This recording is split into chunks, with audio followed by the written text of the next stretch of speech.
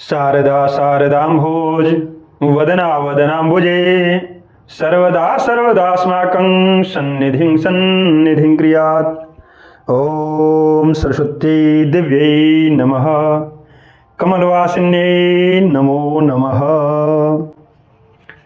आप सभी लोगों को सरस्वती पूजन की ढेर सारी शुभकामनाएं, ढेर सारी बधाइयाँ। मेरे प्रिय छात्रों, आज हम लोग बहुत ही प्यारा एक श्लोक सुनेंगे, देखेंगे और उस श्लोक का अर्थ भी समझेंगे जो माँ सरस्वती का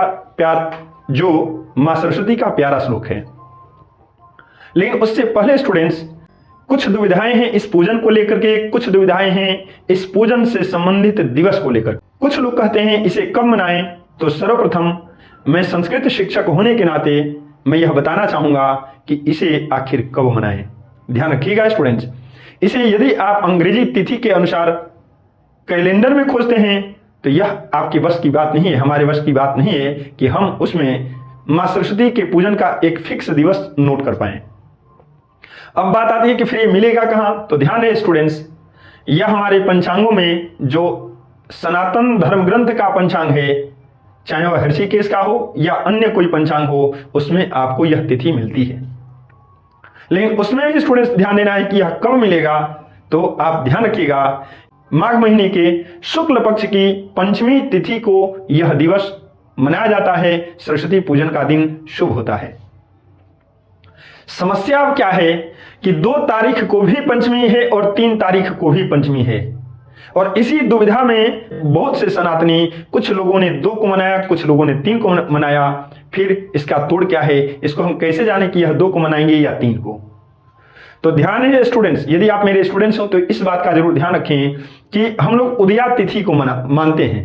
हम सनातनी लोग उदया तिथि को मानते हैं। उदया तिथि का मतलब क्या होता है कि जिस तिथि में सूर्य का उदय होता है ना, वही तिथि पूरे दिन काम आती है।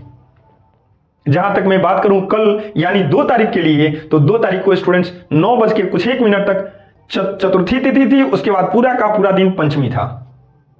तो मैंने क्या बताया, जिस तिथि में सूर्य उदय होता हो, यानी सूर्य उदय हुआ था किस तिथि में, चतुर्थी तिथि में, तो 2 तारीख का पूरा दिन चतुर्थी में आप मान सकते हो। जैसा हमारे धर्म ग्रंथ बताते हैं, यह मेरा व्यक्तिगत कोई डाटा ना है, यह मेरा व्यक्तिगत कोई मत ना है, यह हमारे धर्म शास्त्र कहते हैं, यह हमारे धर्म ग्रंथ कहते हैं।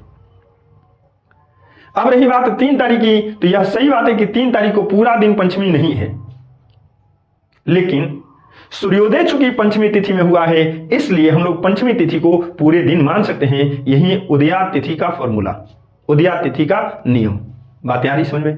तो एक तो यह क्लियर हुआ कि यदि सुबह के समय में सूर्योदय जिस तिथि में होता है वही तिथि पूरे दिन मनाई जाती है, और उस अनुसार हम देखें तो 3 तारीख को जो लोग सरस्वती पूजन का दिन रखे हुए हैं, सरस्वती पूजन कर रहे हैं, वह सबसे शोभनीय है, वह सबसे सुंदर है।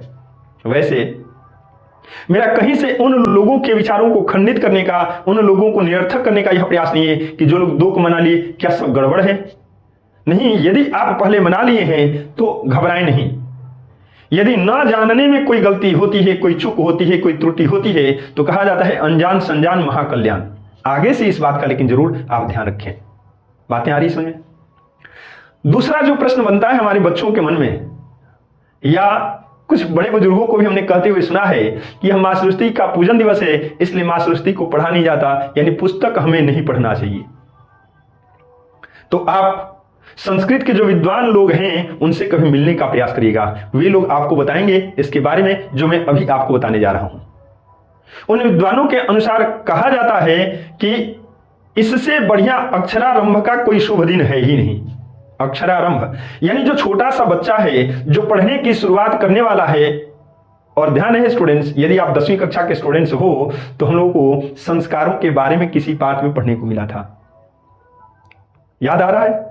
उसमें हम लोगों ने 16 संस्कारों के बारे में पढ़ा था, जिसमें अक्षरारंभ एक संस्कार है। अक्षर को आरंभ करना यानी पढ़ना आरंभ करना।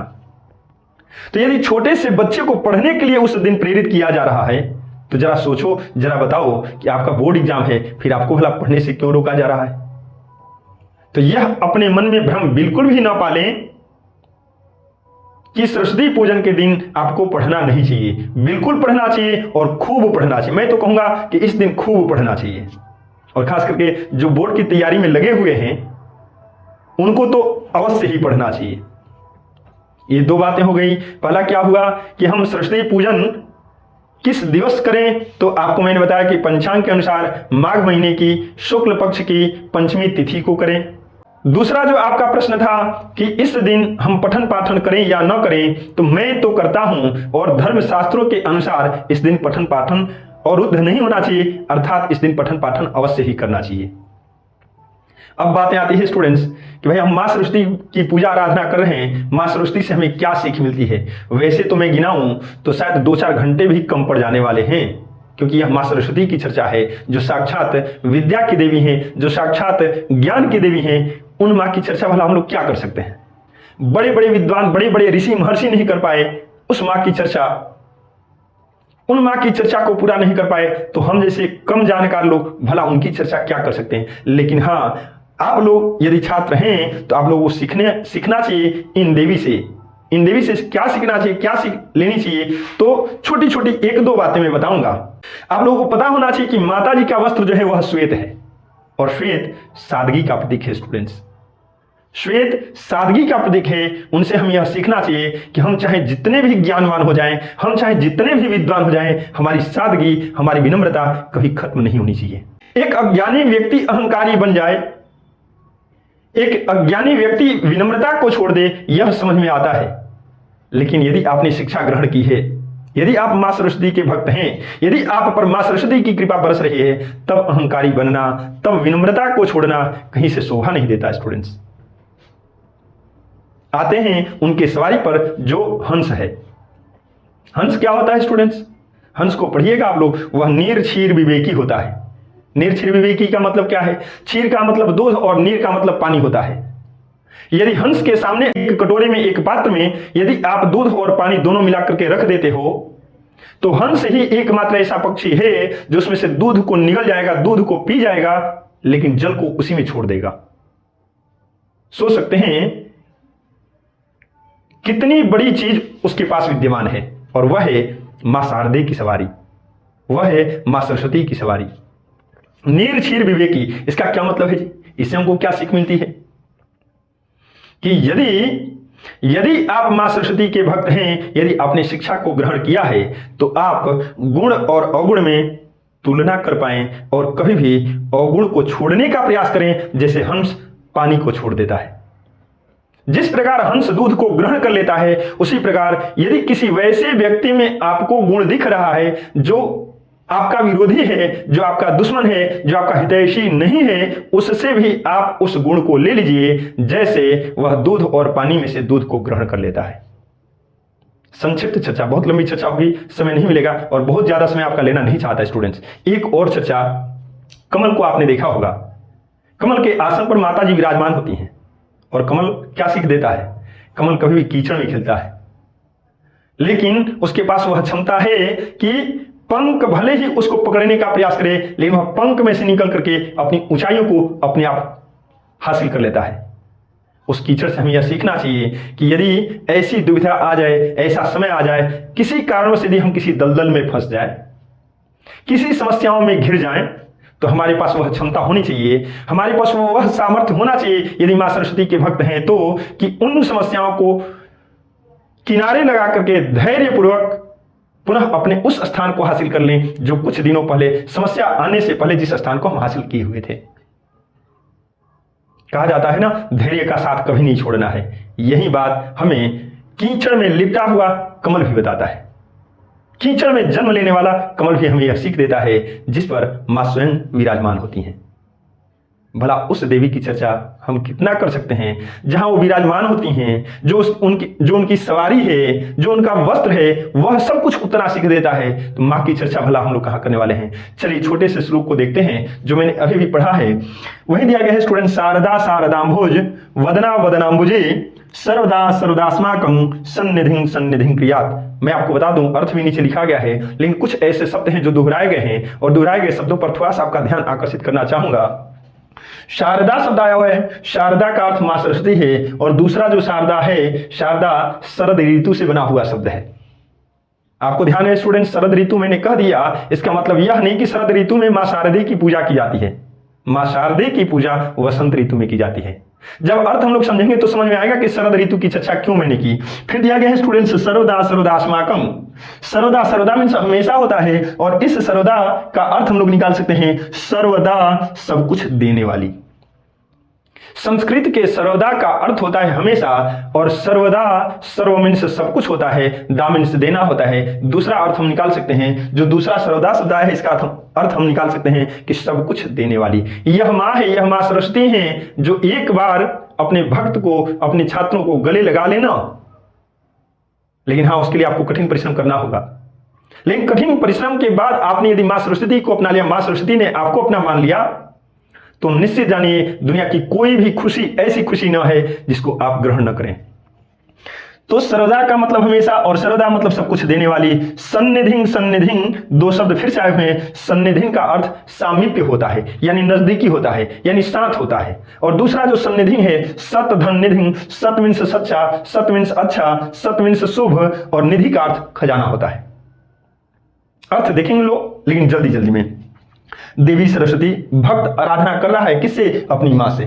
मां सरस्वती से आराधना कर रहा है देवी सरस्वती, जिनका मुख शरद ऋतु में खिले हुए कमल के समान है। किनके समान है? शरद ऋतु में जब कमल खिलता है ना, तो वह अपनी अलग ही शोभा प्रकट करता है, गजब की सुंदरता आती है उसमें। इसलिए शरद ऋतु से चर्चा की गई है, कमल की चर्चा है ये। इसका मतलब यह नहीं कि माता की पूजा शरद ऋतु में, माता की पूजा जो साल भर में एक बार मनाई जाती है, जिसे हम वसंत पंचमी कहते हैं, वह तो वसंत ऋतु में मनाया जाने वाला त्योहार है। ठीक है, जिनका मुख शरद ऋतु में खिले हुए कमल के समान है, जो सर्वदायिनी है। सर्वदा, सर्वदा ध्यान रखिएगा, जो सर्वदायिनी है, जो सब कुछ देने वाली है, जो हमेशा सब कुछ देने वाली है। वो आपसे मांगते नहीं, शुरू में आप परिश्रम करके उनको ग्रहण कर लो, वो सब कुछ आपको देंगी।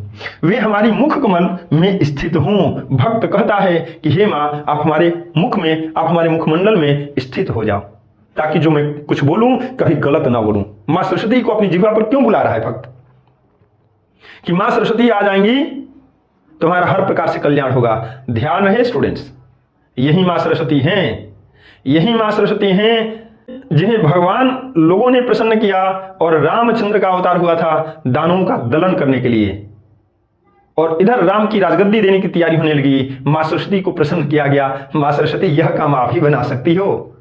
जाकर के दासी मंथरा के जिह्वा पर बैठती हैं, और तब जाकर के ऋषि मुनियों का कल्याण करती हैं, साधु संतों का कल्याण करती हैं। और जिह्वा पर बैठने का क्या मतलब होता है? कैकेयी से कहती है कि आप अपना वरदान मांग लो, कैकेयी वरदान मांगती है, सारा खेल वहां से बिगड़ जाता है। जिस राम को कल राजगद्दी दी जानी थी, वही राम 14 वर्ष का वनवास काटने चले जाते हैं, 14 वर्ष का वनवास झेलने चले जाते हैं। यह है मां सरस्वती की कृपा।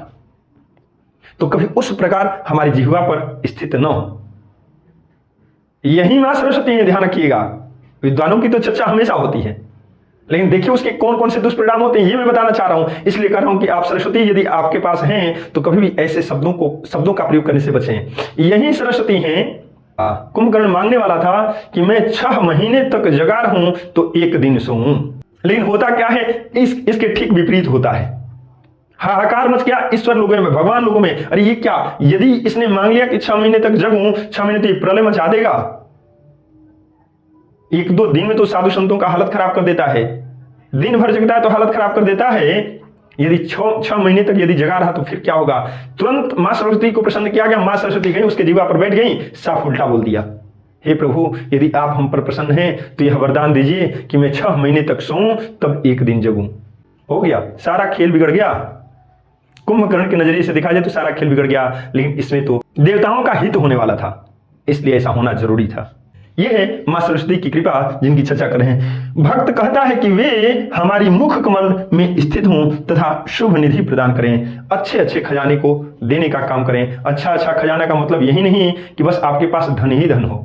यदि आपके पास सद्विचार हैं, यदि आप गुणी व्यक्ति हैं, यदि आप विद्वान व्यक्ति हैं, यदि आप महापुरुषों की श्रेणी में आते हैं, इससे बड़ा खजाना तो शायद कुछ भी नहीं हो सकता।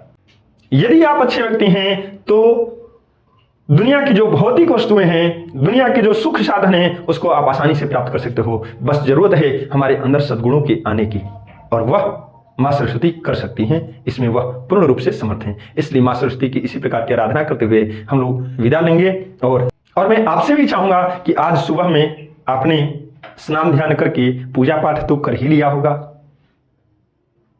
और यदि आपने मेरी इस वीडियो को देख लिया तो आज आप बिना पढ़े, बिना शिक्षा ग्रहण किए बिल्कुल न रहेंगे। मैं भी पढ़ने वाला हूं, यह मैं आपको विश्वास दिलाता हूं। इन्हीं शब्दों के साथ मैं वाणी को विराम दूंगा। पुनः एक बार मां सरस्वती का ध्यान दूंगा। ओम सरस्वती नमः।